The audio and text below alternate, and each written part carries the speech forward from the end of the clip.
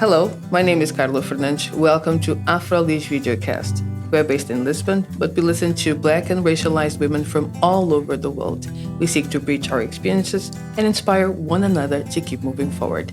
My guest from today is Zara Marin Franks. Hello, Zara. Thank you so much for being here. Hi, how are you? Welcome. Thank you for having me. No, thank you so much for being here. So, Sarah, you are a intuitive coach, relationship coach, and your methodology combines ritual, breath, and sacred feminine practices, supported by guided visualization and intuitive readings to heal the heart on an energetic, physical, and spiritual level. This is the intro that we have on your website. Yes. Thank you. Yes. Yeah. But first of all, you're talking about relationships, of course. Let's start about your relationship to Lisbon, Portugal, because when I met you, you were living here a couple of years ago. Yes, why did you decide to come? Lisbon and I have definitely had a love affair. I moved there in 2018 with my boyfriend at the time and now husband. And we just wanted to do some exploring.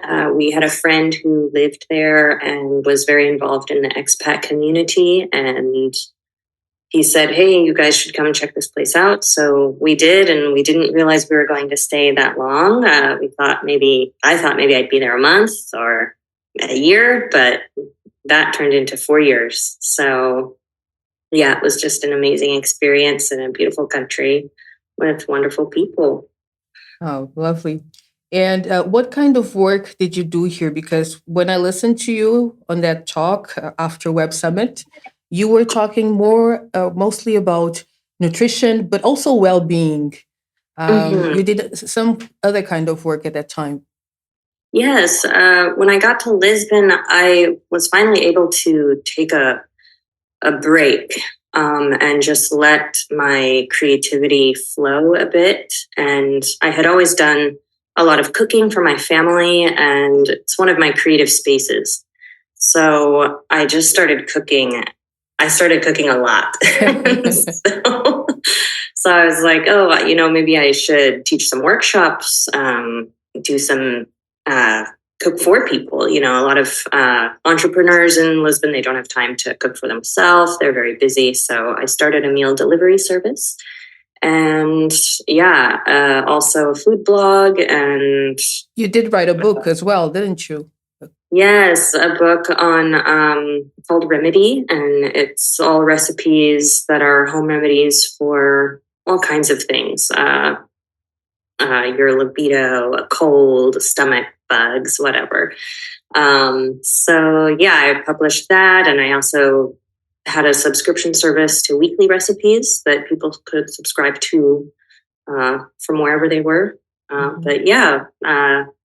I did become a sommelier in California. So I was also teaching some wine workshops in Lisbon, and it was just a whirlwind and a ton of fun. And now, or when did you start with this intuitive relationship coaching? Right around maybe a year into the pandemic. Of course, it changed a lot of things for a lot of us. And I was going really hard with the food business, and I needed a break from that. And I wanted to explore another side of what I could offer people. And I think for many of us, your experience is exactly what you can share with the world. Your unique experience, your path, the journey you've been on has a lot of gold nuggets that can help people along their path. So I was thinking what trials and tribulations that I had been through. So I created the coaching, actually because a friend had referred her friend to me for relationship, to talk about her relationship. So that just kind of blossomed into the coaching. And Yeah. Yeah. And what does intuitive relationship coach mean? How does it look like, the practice? Well, we start with a lot of internal work. Many of us become instinct injured and intuition injured in our relationships as we lose ourselves and make a lot of sacrifices for other people and the like. So my practice involves connecting people back with their intuition and back with their body, and so that they can move forward in a more meaningful way in their search for love. And what is the profile of the people that look for your expertise? Are they all women, for instance? Yeah, I do work with women. I mostly work with women. I'm a woman, and that's been my experience. I don't. I'm drawn to that. And yeah, women who are looking for long-term partnership, women who have possibly Oh, baby. who have gotten out of their own challenging relationships that they thought may have going to result in a marriage or something like that, and who are now looking for something serious, something lasting. Women who have lost themselves in previous relationships. Yeah. So yeah.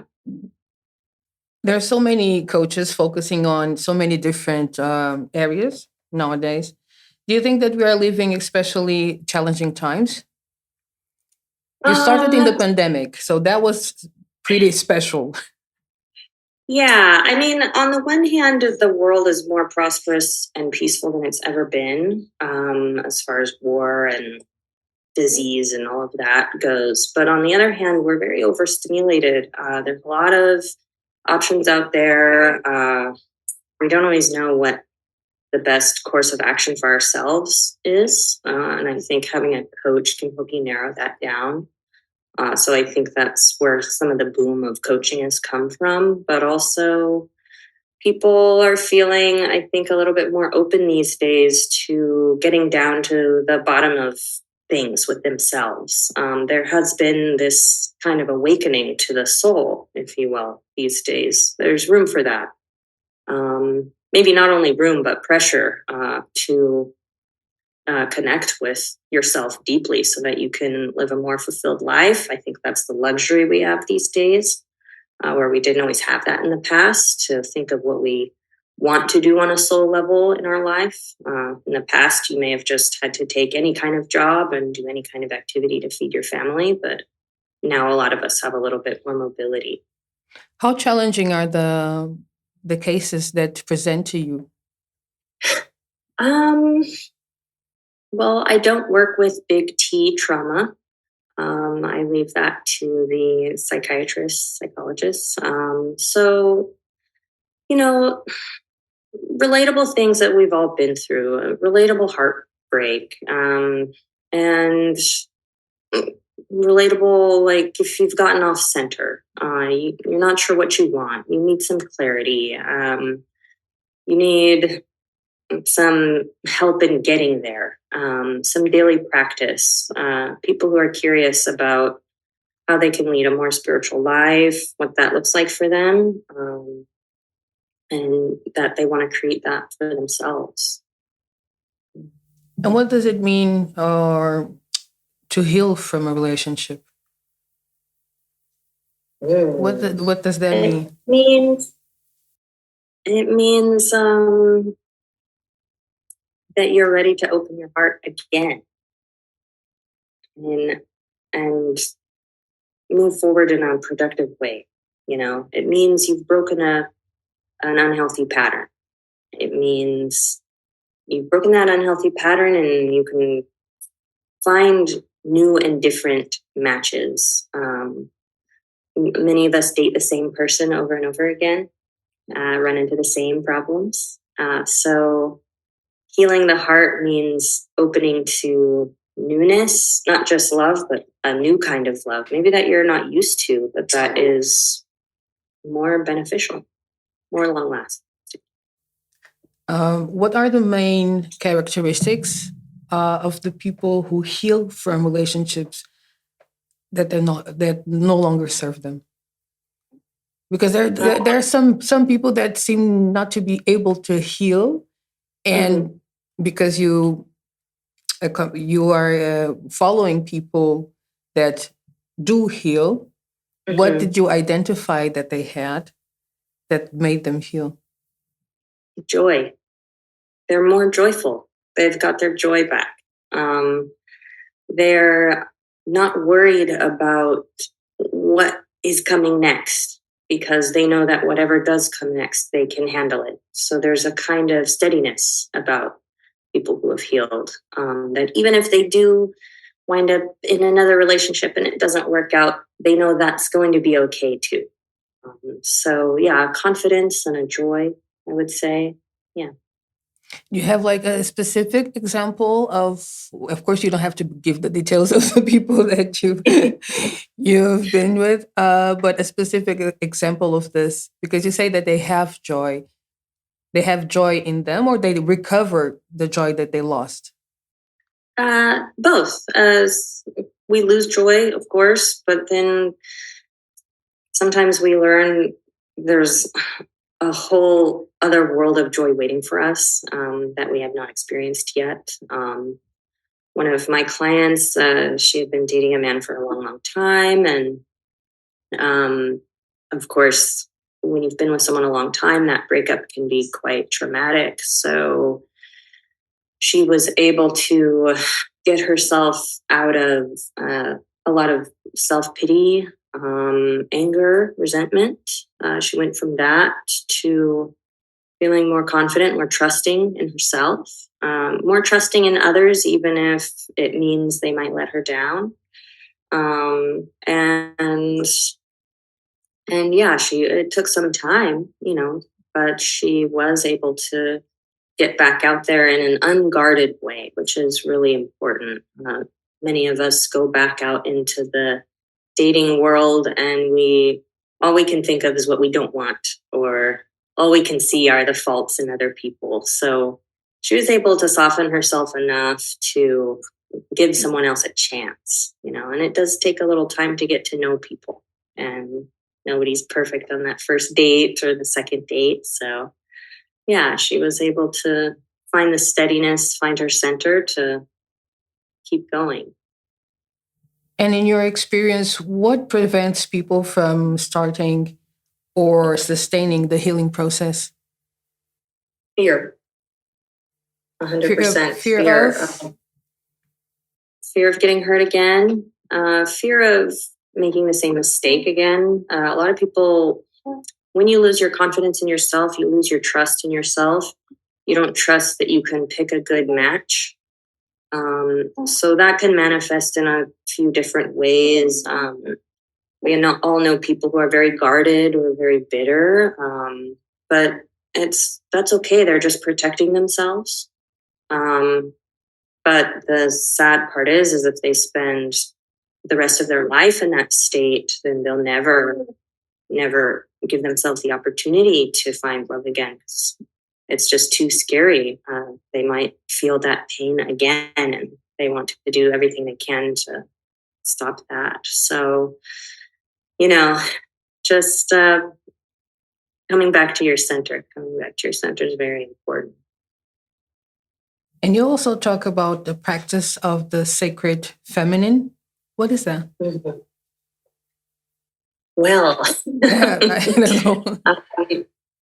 Sacred feminine is kind of a archetypal state of being for every woman who identifies as a woman.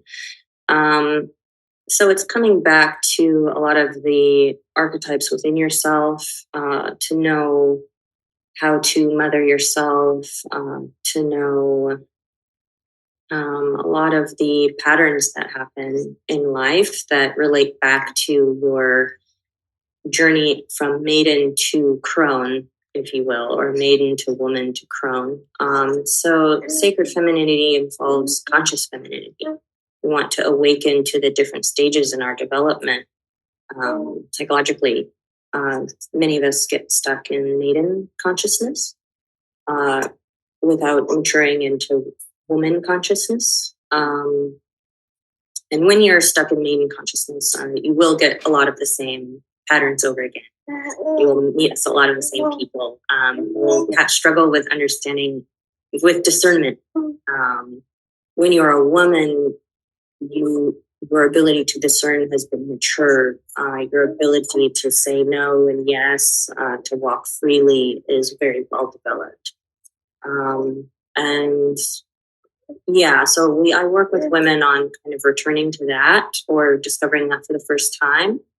These ideas are not always widespread. So many women I meet, they are maybe very uncomfortable with their body, very uncomfortable with being a woman, have a negative relationship with femininity, seeing it as weak, submissive, all the negative things that we hear about women, just healing that and learning more about their personal power and gifts as a woman, appreciating yourself as a woman.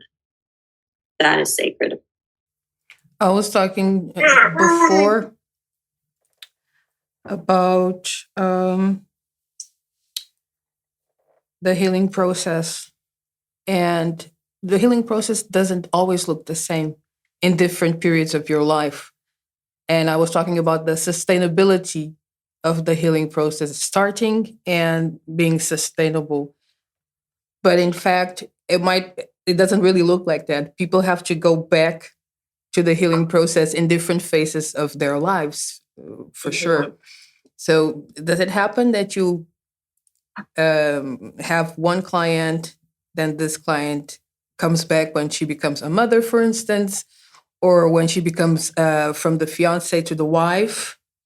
Mm-hmm. Well, specifically, I work with women who are looking for a relationship.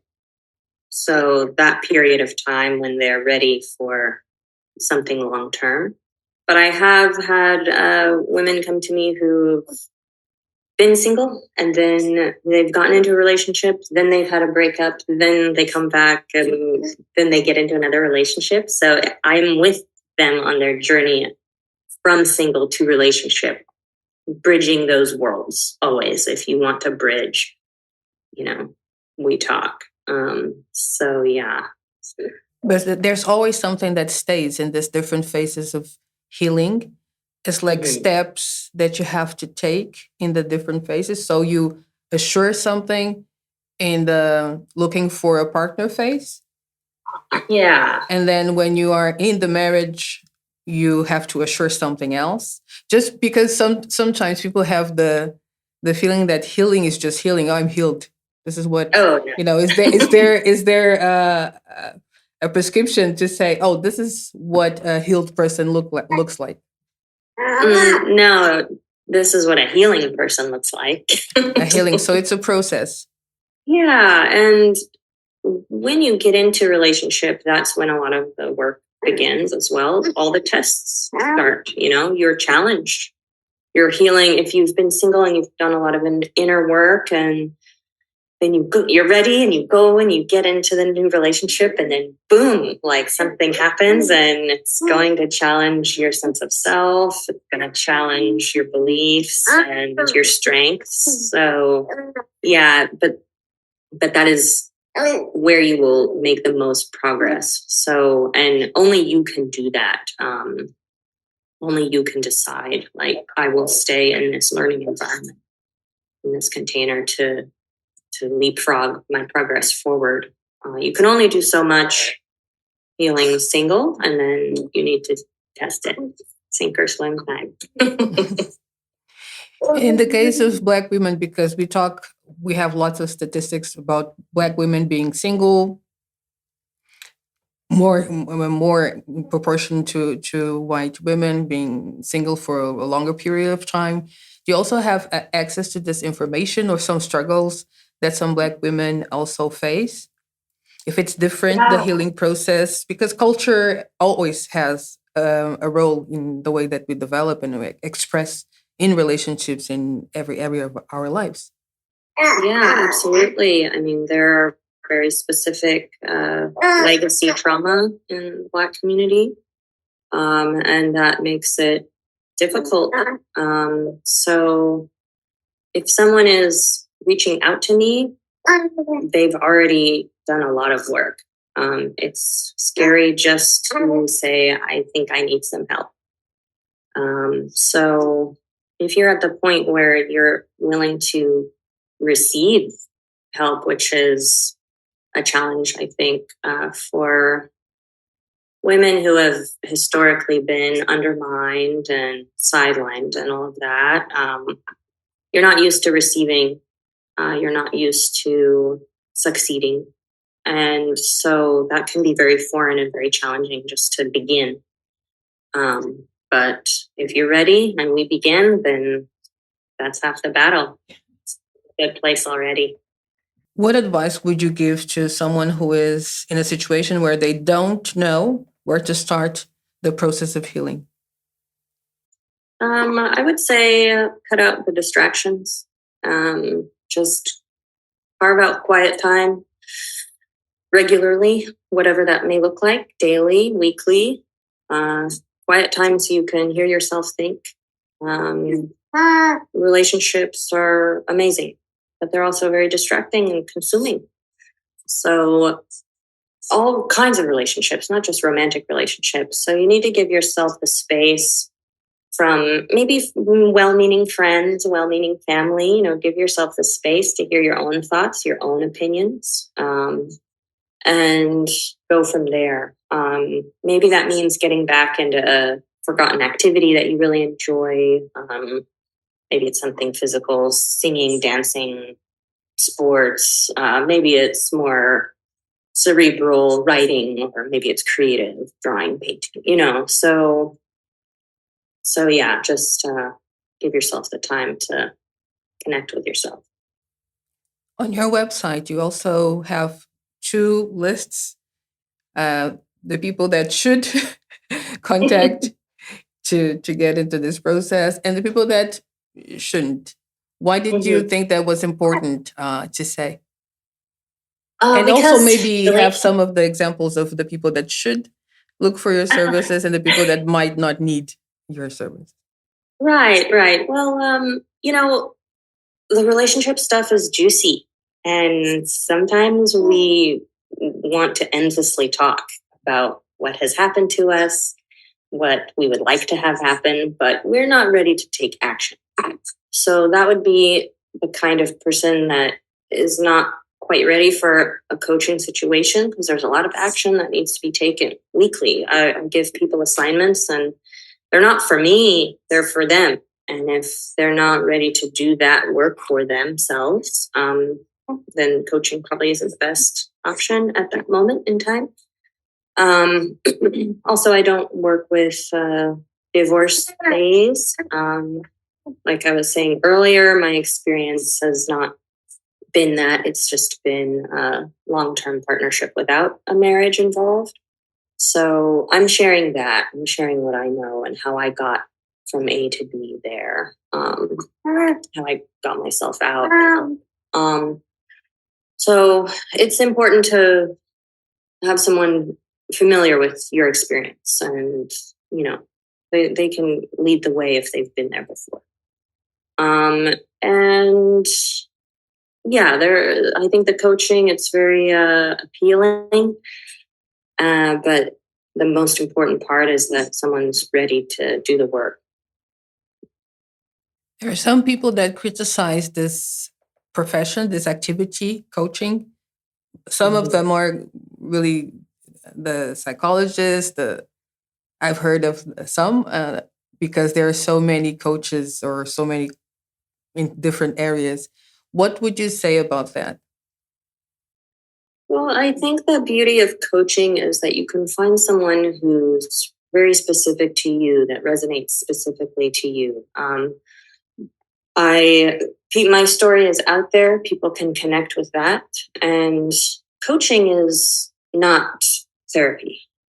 So therapists work with the past, family systems, things like that. And they are letting you find your own answers there And the timeline on that is indefinite. So you can see your therapist for decades and talk and talk and talk. And that is useful in its own way. But therapists aren't there to give you assignments and tasks in a finite amount of time.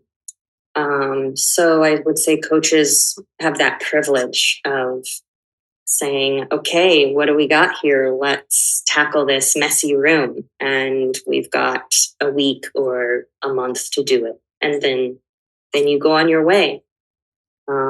I think that can be really motivating for people and helpful in a way, more structured in a way that talk therapy, let's say, is not.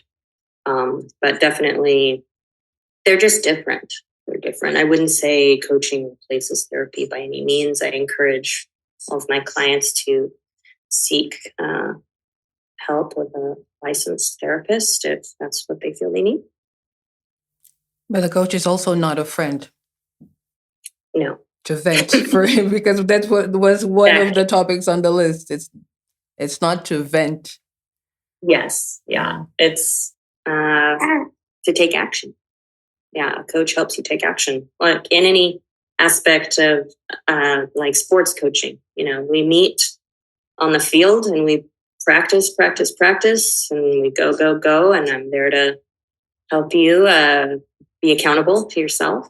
And that's that. And then the practice session is done. And then you go play the game. Would you say this is your dream job? It's nice. It's nice. It's very fulfilling. Helping people. There's nothing more fulfilling than that. In whatever form that looks like for other people, but this is nice. Yeah. Thank you so much, Sarah, for sharing your experience here. You're welcome. And thank you as well for being with us. My name is Carla Fernandes. See you next time.